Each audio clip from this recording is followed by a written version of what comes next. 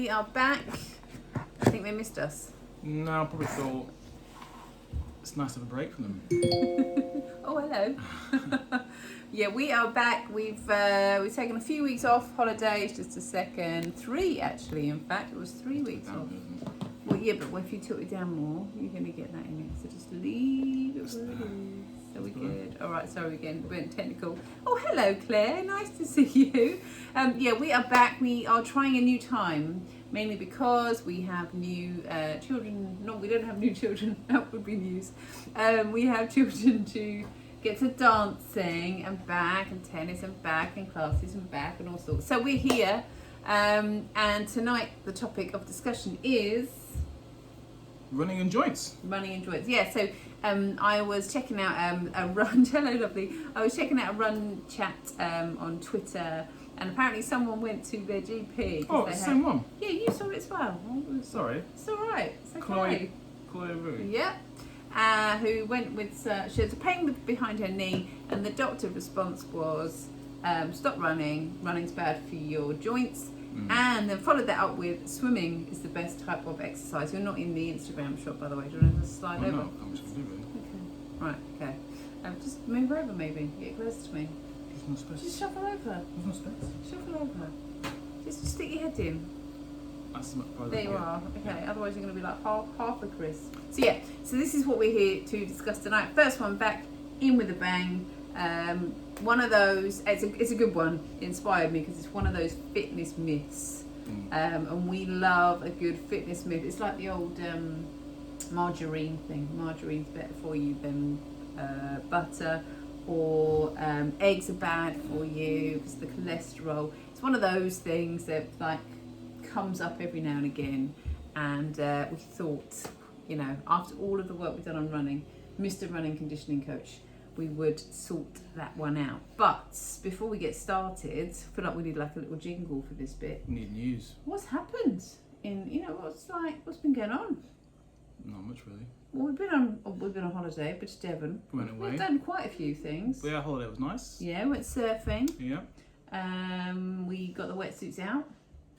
That's yeah, we ate well. We did some cycling. You make it sound like our holiday's boring, wasn't it? It was Well, lovely. I didn't do much, did we? Okay, I did a. But Hi, Sarah Jane. But other than that, I did a walking marathon. that's the thing. So we did some significant things where you did your walking marathon Well, last weekend. it was a Macmillan mighty hike. Thank you for everyone that supported me, just like encouragement and sponsored me. I was on my own. Those who came late to the live, Karen did it's called a mighty hike marathon walk across the Jurassic Coast last weekend. So it was 27 miles, and you set off on Friday, stepped over Friday night, did it Saturday, and we had a chat on several times along the way. And you did it in how long? What time? It was about 8.5 hours. 8.5 hours. And how did you feel towards the end? Oh, I felt awful. Yeah. From about 20 miles onwards, it was just painful. But in my head, I just knew that slowing down wasn't going to make it easier. I am a fast walker. I had trained at kind of between 9.5 and 10 minutes per kilometre pace. Oh, thank you, Claire. And that's just, I've always walked fast, and that was just how fast I walked. So the first half was a little slow. That was where the big hilly bits were, which was just amazing. And I kind of want to go back and do that bit, if I'm honest, again, because that was really fun. How's it coped? So you're fast walking. I'm aware now that even though this wasn't our topic for today, it may be worth everyone who's thinking about doing this to sort of get some hints and some tips from you who've done that. Obviously, I've done them myself, but particularly now you're fresh in this. What's the difference between a fast long walk and then a marathon walk, which you did on Saturday? In intensity and effort. Because some out there might think, oh, I like walking, so maybe I may give that a go. It's the endurance, it's the grit, it's the fact that you have to fuel for it, the fact that you have to. So my Achilles heel of endurance events is my digestive system. It just stops working. So I kind of need to have a strategy that involves fueling in advance. So that's water and food, and then I take little bits in on the way. So it's a mental game, if I'm honest. It's all about, and I think there are little things that you do when you're along the way. You count down with kilometres, you count down the miles, You count down with my little jelly snakes. How many to have. Count down with conversations. Like to start off with, I was trying to kind of just chat with some people, cups of tea, and then towards the end it's just right, okay, I can see that person in my sights, I'm going to overtake them, or trying to get to the little gate so that you didn't have to awkwardly stand there and hold it open for the next person. Things like that. So it's just a mental game, and knowing that it's going to hurt at the end. My training wasn't perfect, but I had trained. What I think really worked for me, I had a strategy of trying to increase mileage during the week rather than just going for long walks. So I walked a lot. Oh, hello, lovely Tracy. So yeah, I walked a lot. So I was averaging between 70 and 80 kilometers a week over the 2 months prior to, well, probably from about Easter, if I'm honest. That was what I was building up to, doing between 70 and 80 kilometers, walking every week. Oh, hello, we're back. Yes. So I was, averaging between 70 and 80 kilometers every week walking, doing some long walks in there. But the furthest I walked was 16 miles. And proud of my feet. They didn't get blistered or sore, and I think that's probably because I just walked a lot. What I have struggled with probably most this week is just being tired. And I taught a class this morning, and I just started to feel quite dizzy in the middle of the class, and Chris was like, yeah, you're still tired. The biggest difference, well, obviously there are a lot of up and downs that I couldn't train for. So the fact that at the first, by the time you get to 9 miles, your muscles are depleted really, because you've done all of the ups and downs. But yeah, it's all in the mind. It's all in the mind. And I think it's really good for me, probably good for a lot of people, to just push yourself beyond your perceived limits every now and again. You're a different person when you came back. Yeah. You came back and you were very relaxed, very calm. Yeah. And then when it wore off, you snapped back into some of your, let's say, more worrying traits. Yeah, I feel quite low, actually, if I'm honest. I feel quite low. I feel like, I suppose it's a bit of a high and then come down. You're very hard on yourself. Yeah. Could have gone faster. Okay, so this is where you've been hard on yourself after you've done really well. I've started berating myself in all sorts of ways in my life. But that's me. But it's, it's all good. Processing, learning about yourself. So that was that. But sorry, you were about to ask. I was going to say, because obviously we're running out of time, but so as we are hopefully trying to inspire people who go, let's say, are at a starting point of 0 or 1 out of 10, where they want their fitness to be, and they hear the story, how can we help people out there, encourage them to? Oh, you can do far more than you ever think you can. Yeah. It might hurt though. And I think comfort zone is just that. Like, comfort zone is, I'm not really that sweaty, I can do this is manageable.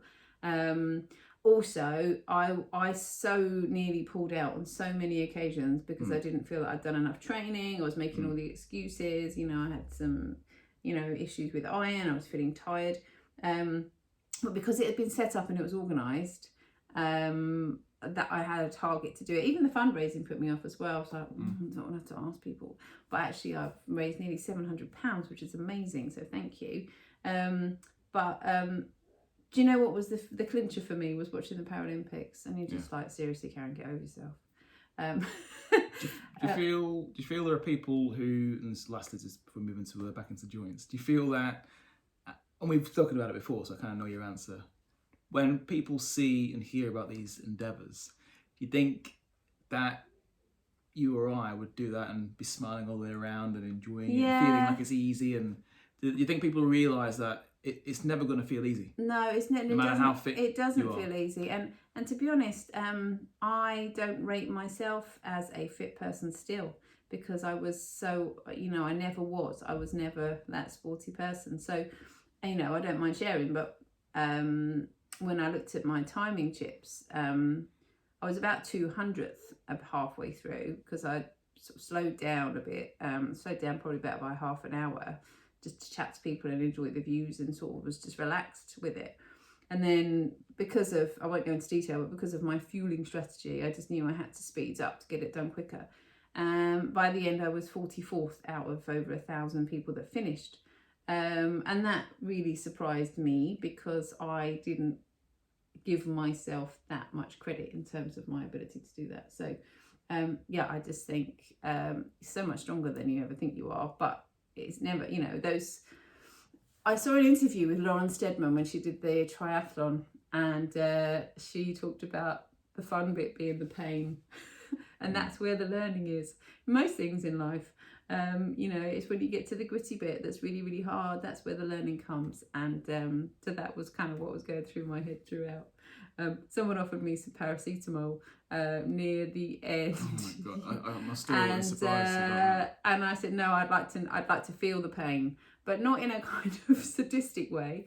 Didn't want to numb the pain and then not know what was hurting by the end. And actually in the event I did take some paracetamol in the last mile because I had a headache, I was dehydrated, I knew I was nearly finished, and I just wanted to enjoy the end rather than feeling rubbish. And you had to get a bus back as well for like 40 minutes. I didn't want to feel really sick on the bus.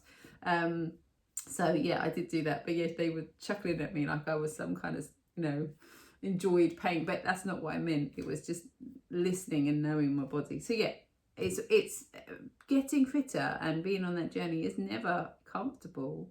We lost a day of our holiday because I went off on I know you don't mind, but I went off on a long walk. You mean lost the day? Well, we didn't really do anything that day because I was out walking. It was a great day. We had a great time. Didn't lose a day at all. Yeah, it requires a bit of commitment and it requires a bit of pushing you out your comfort zone, and it's just all up here.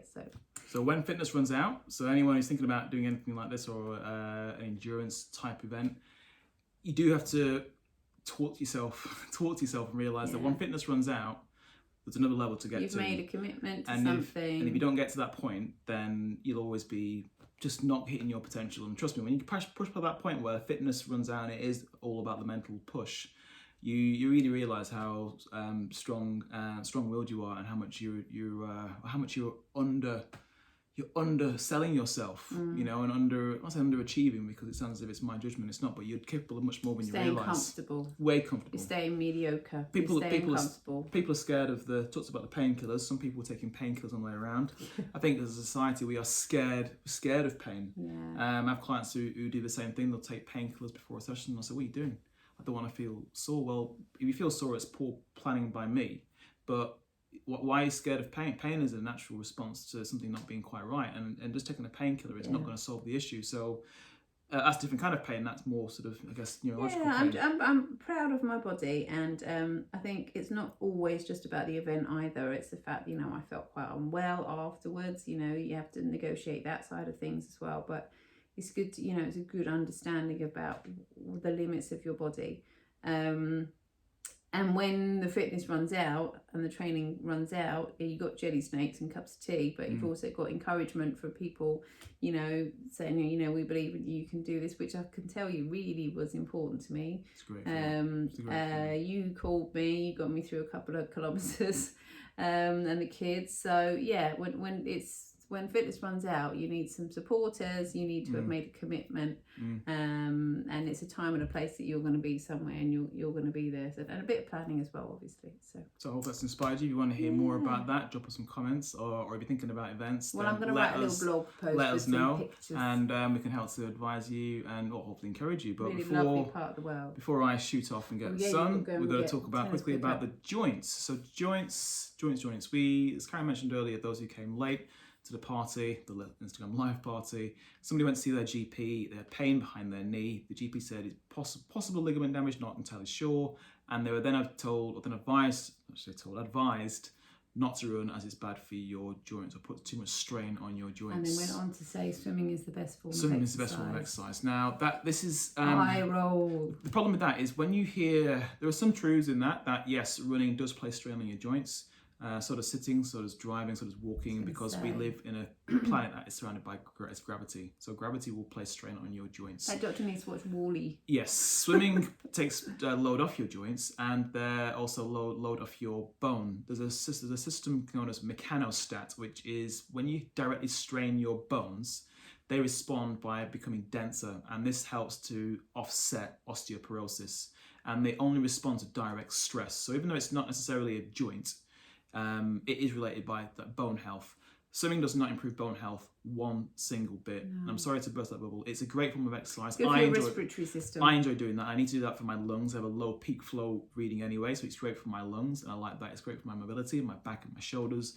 But with regards to bone health, direct bone health, it has zero effect because you're actually working. Gravity is lesser so. You're floating. You'll feel this because if you've been for a long swim and you get out of the pool, you feel heavy. You suddenly feel like an elephant. Because the pool has been taking your weight, has been your buoyancy, and then you get out and you feel like doof, doof, doof. So that's one issue. Number two is your body responds to strain by getting stronger and adapting to that. So yes, running does place strain on your joints because that's how your body adapts and copes to stress and strain. It gets stronger and therefore you improve at that particular activity. So that is true in one sense, but to say that you shouldn't then run, well, determine what is running. Is running to the bus? Is running 1 kilometre, 2 kilometres, 5, 10, 20, 25 or 30? We've said numerous times that to get the health benefits from running, you only need to run for maybe a couple of kilometres maximum or 10 to 15 minutes maximum, and that's it. A couple of times a week. So if that's what that doctor is concluding constitutes to running, then we're in a horrible place, as Karen said, watch Wall-E. We're in that state now. I don't think they did. Possibly if I drill them down and asked them to clarify that point, they maybe would say, well, what I mean is by marathon runners. Well, marathon runners and running are a different breed of people altogether, and we're not talking about that. So that's really all we can say about running being bad for your joints. And the other thing is that and this is where we come from on this. Why is someone running, and why is someone doing, this kind of exercise? Probably because they enjoy it. They're not kind of, the fact that they've sustained an injury and they've gone to the doctor, it's important to that person. And it could be, as important up here as it is to her heart and lungs. So to say don't run is bad for your joints, it's like, well, okay, but it's good for other things. Doctors are really good at prescribing prescribing something which may have a benefit. What they don't understand is if that person can't do that or doesn't like doing that, and also the thing that they don't want them to do, let's say running, if it gives them, as Karen said, a lot of fun and satisfaction and enjoyment, they don't understand how that person cannot just flick a switch and say, well, I'm not doing that anymore, I'm going to swim. Now, in what we do, in trying to encourage people and trying to get people to find a way to stay active, we wouldn't just say yes or no. We'd say, okay, let's work with the physio. Maybe let's look at reducing your running, because reducing the strain on your joints can be done in many ways, and not just not running. It could be run less. It could be get your joints stronger. It could be run on soft surfaces. It could be cross train, so maybe run and then go on your bike. There are different ways to reduce strain. So to say it's a blanket statement, no. Yeah. Again, maybe it's an old school way of thinking. Maybe we misinterpreted that tweet, because it can be misinterpreted across Twitter, no doubt about that. And as Tracy said, refer them to a physio, in the absolutely astute point, because it's always worth remembering that GPs aren't musculoskeletal experts. They are general practitioners. So, we would always refer on to a physiotherapist, because a physiotherapist can refer on for an MRI or a scan and do it that way around. So we would always recommend that. And I would most likely be, if I was getting in my sort of cantankerous mode, be going down with the studies which show that running actually is beneficial for joints and cartilage health, and there's been significant repair done to joints based on people running. I've forgotten the exact distance, but they looked at runners who had knee issues and osteoarthritis, and it either stayed the same or improved. Yeah. Or if it got worse, it was at the same rate as it was for the regular people. That was something you covered in your webinar, wasn't it? About the studies that have been done on running on osteoarthritic joints and how it actually had a benefit, which kind of blew my mind a little bit, because you'd think if you had some inflammation, running might not be advisable. But what these studies are saying, that actually, even in those situations, it is good for your joints. But I don't want to then say to everyone out there who has osteoarthritic joints, go running. No, see a physio. But it's just to sort of highlight that there is a bit of nuance behind this, and sometimes because maybe the doctors out there can only see somebody for 4 to 5 minutes, they want to say a message and get it over quickly. So they may say, you know what, running's bad for your joints, don't do that. But we're here hopefully to show that there's a bit of a balance between the two. We've known people who've had joint issues and they've reduced their running. But as Karen said, there's more to exercise than just the fact that it's a metric. Getting out of breath, getting the health benefits. What about if they enjoy it? What about if they've only got 10-15 minutes to put the trainers on and also in the morning or between one other thing school. On this is that, if you're having joint pain when you're running, you do need to go. All right. I need to go. You need to Take care. We'll Otherwise, you're see going to be in trouble. If you are having, we'll finish this off solo. If you are having joint pain when you're running, joint pain when you're running, see a physio, but also see a running conditioning expert, because, as I'm sure you know if you followed us for a while, there are some very specific exercises that you could do to, I can send to camera, that you could do. So sometimes issues around the knees might indicate a weakness in the bottom. So, you know, it's just some fundamental strength and conditioning exercises for your muscles, because muscles help to support joints. Or some, Chris does in his running conditioning classes, there will be some, I feel very strange without him, some hops and those kind of exercises that are helping joints to cope with the process of running. So without a doubt, I think we have concluded that there's never a kind of blanket argument to these things. You know, don't run because it's bad for your joints. And equally, while swimming is an excellent form of exercise, it definitely isn't the best form of exercise, because it's all about mixing it up. And if you hated swimming, it wouldn't be a very good form of exercise, because you'd never do it. Which is same is true for running. So this is what we would love to know, actually, is if you have heard any ridiculous fitness myths, or maybe you've got some things in your head that someone's told you that you still think are true, pop us a comment, DM us, and we will do our best to debunk the myth, because there's nothing we like better than taking something that you think is fact and saying, a bit Sherlock Holmes about it. Is that really true? Thank you for joining us for this very speedy, I think 6 o'clock slot might work better. Let us know if the 6 o'clock slot works better for you. And we'll see you next week for more Fit School Fitness Fad Debunking. We need to sort that title out. See you soon. Bye.